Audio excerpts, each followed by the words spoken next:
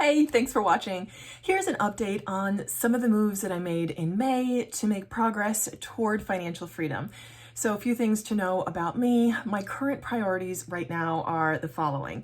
Number one, I want to cover my daily living expenses so I don't go any further into debt. Priority number two is to pay off a credit card debt that I have from funding my wedding last year, from my portion of the wedding last year. And priority number three is to save and invest to build ultimate financial freedom, which is my ultimate biggest goal and what I'm really working toward right now. So those are my three financial priorities. A little bit about my situation. I got married and had a baby last year, and I'm kind of adjusting to life as a newlywed, as a new parent, and working on kind of juggling work and expenses that come with that. So I work full-time remotely and handle childcare as well. My mom very graciously helps out for a couple hours during the week when she can, because she also is working full time. So it's kind of, and my husband of course helps when he can as well. He's got kind of a hybrid work role. So that's what my life looks like right now. And here are some of the moves that I made toward financial independence in May. So this was something that I had been putting off for a while, because I changed my insurance coverage at the beginning of the year. And as a result, my premium went up. I'm covering the family.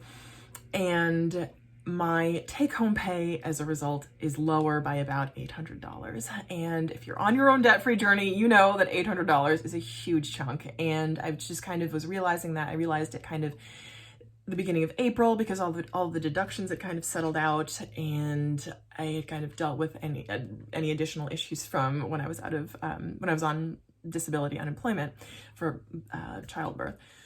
So it took me about 4 months to realize that my insurance was costing that much, and it was kind of a big blow. So I have to make that money up in some way. So what I ended up doing, and this was painful. This was not something that I wanted to do. It was not exciting, but I know that since priorities 1 and 2 are to cover my current expenses and to get out of debt, what I ended up doing was adjusting my 401k contributions. So I had been contributing 13% of my own salary. The company matches 3%. So what I did was I brought my contribution just down to 3%, which is what the company matches. So I'm contributing 3%. The company contributes 3%, which is a total of a 6% contribution to my 401k. So that's 10% that is coming back to me in my net pay. So while it's painful in the long run because I want to be saving for the future, in the short term, it's very helpful because I am now able to cover my current living expenses, which was kind of becoming a problem. So now that I've made that adjustment, just again, very painful, but I know that in the long run, it just makes so much more sense, because why am I letting credit card debt sit there? Even if I'm making an average of 8% return from my 401k, credit card debt's accumulating a sickening amount of interest, which at usurious rates, it's like 27%. I don't even want to think about it right now. Yes, I've asked about balance transfers. I don't intend to be sitting on this debt for much longer, which is why I'm not kind of moving it around or looking for any type of consolidation loan or anything like that. I just want to get it paid off as soon as possible. So with this move on the 401k, ideally I will be able to, again, cover my expenses and pay that debt down. That is a goal. So that was one move that I made financially. That's kind of where we were on the budget.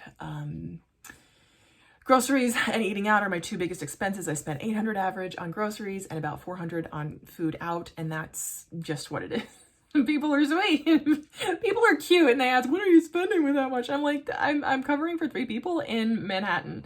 So that's just what it is. 3 people, 2 of whom are working full time, and my child is 8 months and is eating a lot. I'm like, wow, this is gonna get pricey. So that's just what it is. I have some room, maybe 10% wiggle room, but any more starts to take more effort than it's worth. Again, I'd rather put that effort toward earning more money. So that's what I did as far as the budget goes. The next thing I've been thinking about is career and what I want to do now to make myself more marketable and worth more money in the future. That's something that I have actively been working on. I'm just taking some notes. And some of the things that I'm starting doing right now are taking courses, taking like certificate courses. I'm on edX.org doing some data modeling courses because right now I'm working digital marketing and I really enjoy my job. I love the people that I work with. They're just amazing. I've been here for a few years. I want to increase the value of my skills in the marketplace so that 5 years down the road, I am more employable and I'm more valuable again in the marketplace than I am. That's not to say that I want to stay in corporate 9 to 5, but I want to be valuable there. And the more I learn, the more valuable my skills become and the higher my earning power and potential is. So that's thing one.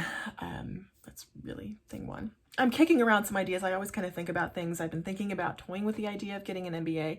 I know Daryl, if you're watching, I'm still looking into that. It's something, again, I would need to balance the cost versus payoff. I know it would qualify me for a higher salary, and I would love to learn those the skills involved. It's balancing, again, do I want to take the time and what would that look like in the short term? But that's something that I would love to do. Just normally, if I didn't have to worry about paying bills, I enjoy learning. I enjoy taking courses. So that's something that I think I would enjoy and would make me more marketable. So that's thing one. Thing two is actually looking into buying a business that's already earning money. So I look on like Empire Flippers, Flippa, websites like that to kind of see what the marketplace is. So that's exciting. No plans as of yet, maybe doing a leveraged buyout, seller financing. Not really sure what that would look like in the future, but it's something that I'm thinking about actively. Again, all this is to increase the income because we know there's only so much you can cut, but your income earning potential is only limited by how much, by your mind, really by my mind is the biggest limit on my earning potential. So that's something I've been thinking about in terms of career and direction. The third thing that I've been thinking about is thrifty living and things that I'm doing to keep my expenses as low as possible. I'll insert a clip of some of the things that I've been doing around my mom's house, which is actively shopping our stash and looking for items that I can repurpose rather than buying new, really focusing on decluttering and looking for what I need that's already in the house because I'll show you. There's tons. I got tons in those bags over there. Hold on, can you see? There you go. Maybe not tons, because I've been doing a fairly good job of decluttering as I go, because I really love a clean, minimal, organized environment. I love an organized environment and I enjoy the process of organizing, and I find that I'm unearthing things that I can use. So I'll insert a clip of something that I did to save a little money on some things that I needed for our car. I'm in my basement, and this is where I used to do eBay. I used to store items for eBay. I still kind of do, but I cut down 90% of my inventory around this time last year because I just knew that I wouldn't have the time to be doing as much eBay. So I just delisted like 90% and just donated those items. But I am realizing that I have within the 10% of the stuff that I still have, there's stuff that I could use. So rather than me buying new stuff, I'm just going to take what I have and delist it. So for the baby, I did a wholesale lot from 888 Lots, and it was a bunch of car accessories, and I love that lot. It was like $300, and I'm still making sales off of that. It worked out to about $1 a part. There was tons of like AC Delco stuff, like brake parts and like random like engine bits and pieces that, again, I'm still selling like a transmission piece that, again, I'm still making sales on. I loved it.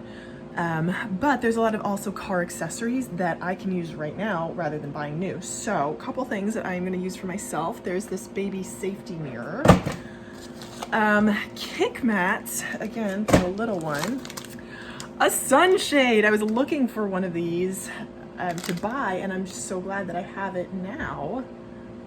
Visibility while blocking the sun, perfect, so I don't have to buy it. Another of those back of the seat kick things, kick mat, and a trunk caddy organizer, which is perfect because we have some car cleaning supplies that I can just put right in here. So there you have it. That's what I've been doing at this point in May to move toward financial independence. It is a long road, but I find that the more that I work, the more that I focus, the more engaged that I am in working the process and just taking one step at a time. And sometimes it feels so overwhelming, but I just remember bite-sized chunks. I'm inspired by so many people that have made progress like this here on YouTube. I'm thinking of like Penny's Not Perfection because I've been watching a lot of Mary's videos lately. So just one step at a time. I'll also insert some clips of the Patreon that I have. If you guys are interested in hearing more about my journey, I do try to post over there every now and then, and it's a huge help to me and a really big support. YouTube revenue is declined for everyone. This is never a huge source of revenue, but any little bit helps. So that's a huge help to me in this. If you are interested, this is my Patreon. There's a link to join down in the description box. And really all I do is write posts that have more information about my current financial situation and the plans that I'm making, kind of behind the scenes glimpses, things that make me happy, more details on my credit card debt, and you'll also get access to the transformation workbook that I posted about a year ago now. So if you're interested, this would be a huge help, and I'd love to have you on Patreon. Thank you so much for watching. I hope this has been inspiring to you. Let me know how you're doing on your financial journey. As always, I thank you again for watching, and I hope you'll keep watching. Bye.